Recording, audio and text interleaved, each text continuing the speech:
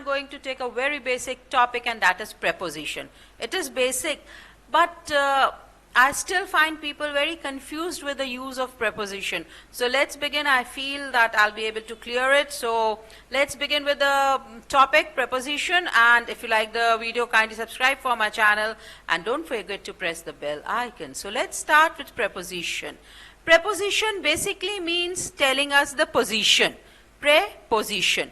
किसी की क्या पोजीशन है वो हमें preposition से पता चलता है. और कौन कौन से words हैं जिनसे हमें किसी चीज की पोजीशन पता चलती है वो हम चलिए इसके आगे देखते हैं. Now here we come with the definition, the proper definition जिसे बोलते हैं ना preposition की, वो है ये. A preposition is a word which is placed before a noun or a pronoun to show its relation with something else in the sentence. Now this sometimes becomes very complicated बच्चों को समझने के लिए, या समझने के लिए बहुत complicated लगती है ये definition. तो जो preposition है वो हमेशा noun या pronoun के पहले आएगा और वो एक relation बताएगा, मतलब उसकी position बताता है वो कि क्या चीज की हम बात कर रहे हैं और उसकी क्या position है. इसके आगे हम देखते हैं कि what some important notes about it, कि जो जैसा कि मैंने पहले बताया आपको कि preposition है, it comes before a noun and a pronoun. Like we go to market every day. Now in this sentence preposition to, इसमें preposition क्या है? To. इसको कहाँ लगाया गया है? Noun के पहले, और noun क्या है? Market. हमें उससे उसका पता चलता है कहाँ जा रहे हैं, उसका एक relation पता चलता है. So to is a preposition. Now let's come and see some more example here. And now let's see, जब हम थोड़ा बड़े हो जाते हैं तो हमें prepositions के types भी पता होना चाहिए. So the first thing is preposition of time. Now the preposition of time is used to denote time, like in, on, at. Now I'll take one example. In is used with parts of the day, month, year and season. जो in है उसका उपयोग किया जाता है parts, day के parts से, या month से, year से, या season से. Like in the morning, in the evening, in summer, in April.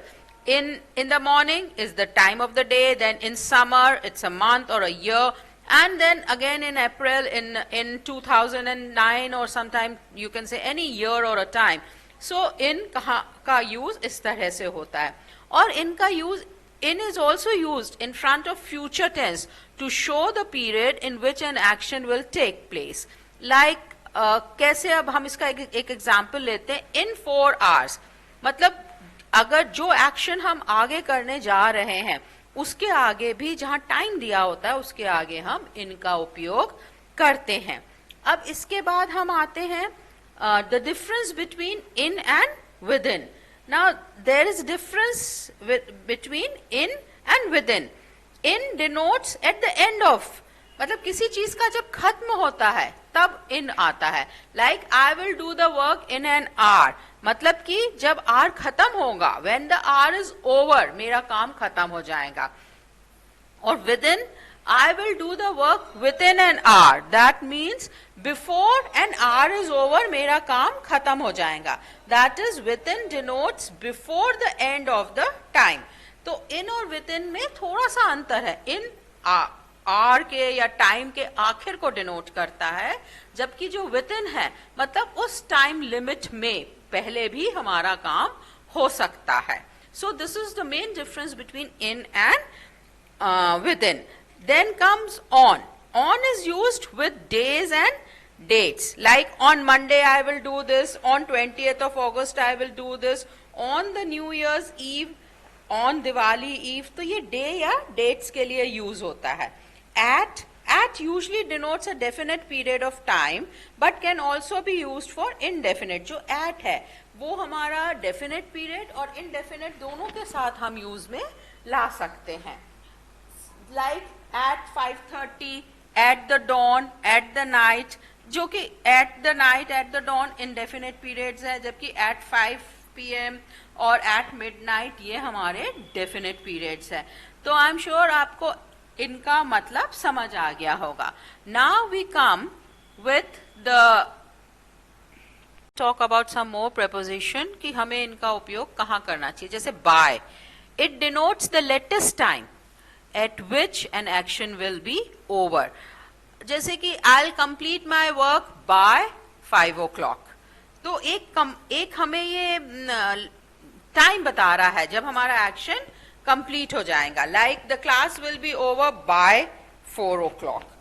So we use by. Now since and for, हमेशा कंफ्यूजन रहता है कि सिंस कब यूज करना है, फॉर कब. For is used with a period of time. दोनों since and for दोनों का यूज पीरियड ऑफ टाइम के लिए किया जाता है. And for is used with a period of time expressing duration. एक ड्यूरेशन बताता है वो. In like for 5 years, I have been working for 5 years, for 3 hours, for a week. यहाँ पे हम फॉर का उपयोग करते हैं. जबकि since is used when we show starting time, या एक स्पेसिफिक टाइम शो करते हैं. Like I have been waiting for him since 9 o'clock. एक डेफिनेट टाइम शो कर रहा है. अगर हम इसी का मैं सेंटेंस लेती हूँ, I have been waiting for 1 hour, हमको एक स्पेसिफिक टाइम नहीं यहाँ पे शो हो रहा है. इट्स अ एक्शन कब हुआ उसका, when action will be over वो बता रहा है. सिंस में हम क्या करते हैं, जहाँ पे हमें एक specific time, I like starting time पता हो, I have been doing this work since 1994, तब हम सिंस का उपयोग करते हैं. यूजुअली सिंस एंड बाय में बहुत सिंस एंड फॉर में बहुत कंफ्यूजन चलता है. Anyway, for, from, it denotes the starting point of an action. It is almost always used with to or till and until. Like last evening we watched TV from 8 o'clock. Then he was teaching in this school from 2009 till 2015. तो from का उपयोग usually till and until के साथ किया जाता है, but it's not that. I have given you a sentence where we are using from without the till and until also. Last evening we watch TV from 6 o'clock. Now let's take preposition of place. Preposition of place हमें किसी भी चीज की location या position बताता है. यहाँ भी एट का यूज होता है. मैं एक एक वर्ड का आपको यूज बताती जाऊंगी. At has the idea of a point. It is used with villages, small towns. it has the idea of larger area, like at Subhash Nagar, at Patiala. इस यहाँ पे हम at का उपयोग करते हैं. Then at also conveys the idea of general neighborhood, like please sit at the table when you eat, or sorry, it should be please sit at the chair at the corner when you are eating. So that is the way we use at. Then between and among. Between is used with two persons or a thing. Among is used with more than two person. देखिए बहुत ध्यान दीजिए, between दो ही लोगों के लिए use होगा. It is placed between the teacher is sitting between the window and the door. But among का यूज बहुत दो से ज्यादा लोगों के लिए होता है. Like we agreed among ourselves. So I'm sure between और among का आपको अंतर पता चल गया होगा. Between दो ही चीजों के बीच का होता है, and among बहुत सारे, दो से अधिक you can say. Then on, upon. Both on and upon can be used while speaking of thing at rest. Upon is used with the thing in motion. On and upon जो है वो हमें चीज़ें के बारे में जब हम बात करते हैं, जो चीज़ स्थिर हो गई है उसके बारे में बात करते हैं, तब हम on और upon का यूज़ करते हैं. बट upon का जो यूज़ होता है वो कोई चीज़ इन मोशन रही हो तब हम अपॉन का यूज करते हैं. Like the clock on the wall is slow, क्योंकि क्लॉक हमारी चल नहीं रही है. मतलब clock itself. There is a crown upon his head, so this is showing the motion. Then above and over.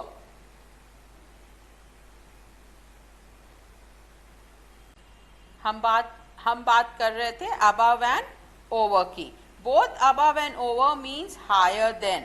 Sometimes either of them can be used. There is a calling there is a ceiling above you, there is a ceiling over you. इन दोनों का मतलब आपसे कोई ऊपर की चीज के लिए होता है, आपको यहाँ पे दोनों का उपयोग कर सकते हैं आप. That you can say there is an umbrella above me or there is an umbrella over you. So above and over can be used for anything that is higher than you. Then below and under, anything that is lower than you. Like the book is, sometimes we can use either of them, but under also means vertically below.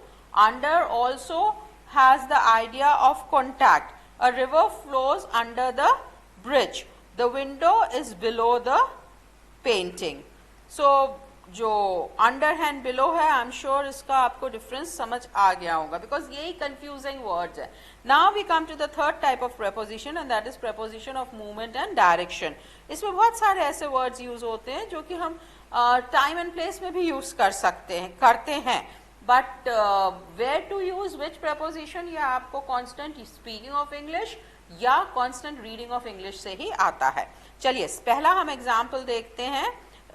पहले what is preposition of movement and direction? This is preposition that pertains to movement and direction, जिससे कि हमें किसी movement का या direction का पता चलता है.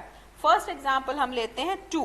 It is used when there is a specific designation in when there is specific destination in mind. I am going to Delhi. I am going to my aunt's place. एक destination है हमारे दिमाग में, वो हमारा पर्टिकुलर डेस्टिनेशन है, उसके लिए हम टू का यूज करते हैं.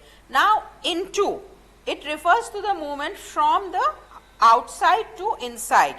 लाइक कोई मूवमेंट है वो जो बाहर से अंदर की ओर होता है, तब हम उसमें इन टू का उपयोग करते हैं. He got into the car.